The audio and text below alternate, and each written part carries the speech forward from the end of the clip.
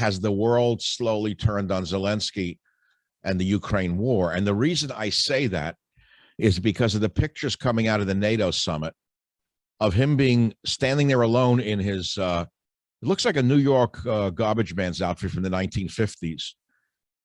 When they all, what is this with? He wears brand new Abercrombie and Fitch combat boots without a spot of mud on them.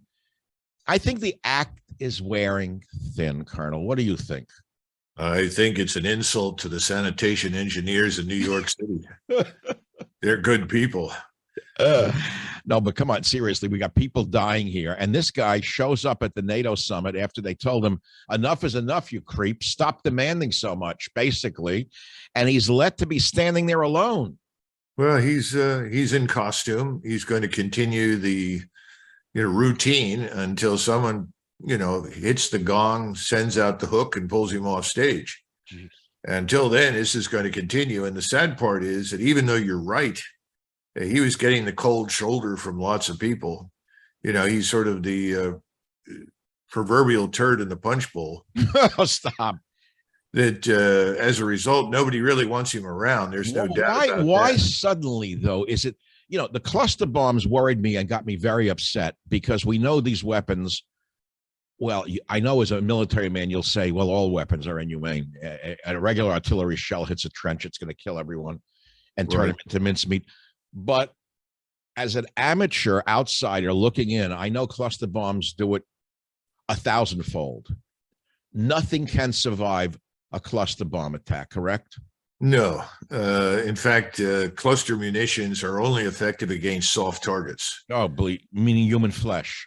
Yeah. In other words, it's people, automobiles, trucks, Humvees, things like that. No impact whatsoever on armored fighting vehicles. Because we had an enormous problem in 1991 with these cluster munitions because they produced so many duds. So we ended up, after they were fired ahead of us, driving through fields of cluster munitions that had not exploded. So it made no difference to us in the tanks and armored fighting vehicles or the heavy guns that were tracked. But the trucks and the Humvees that were behind us took a terrible beating. And there were some injuries to people who happened to be near one of these things that when it went off, who was dismounted. But the real damage, let's be frank, Doctor, the real damage we saw after the war, when we saw children up in the Euphrates River Valley who found these things lying around and were harmed by them. And we actually treated several and evacuated a couple of them back to field hospitals to be treated for the wounds they sustained as a result of these cluster munitions. I was sickened to see that this president of ours has approved the use of cluster bombs for 1,000 reasons, not only because of the damage that they do to human life, but the fact that we know these are basically at the end of their lifespan. It's so cynical, it's beyond belief. By what I've read, correct me if I'm mistaken. Oh, no, you're right. End of their lifespan, they can't be used. So the military-industrial complex, pardon me, says, you know what, let's send them to Zelensky, let him use them up so we can make new ones. Well, I think it's worse than that. Oh, God, please. It's worse than that. I've had a bad day to begin with.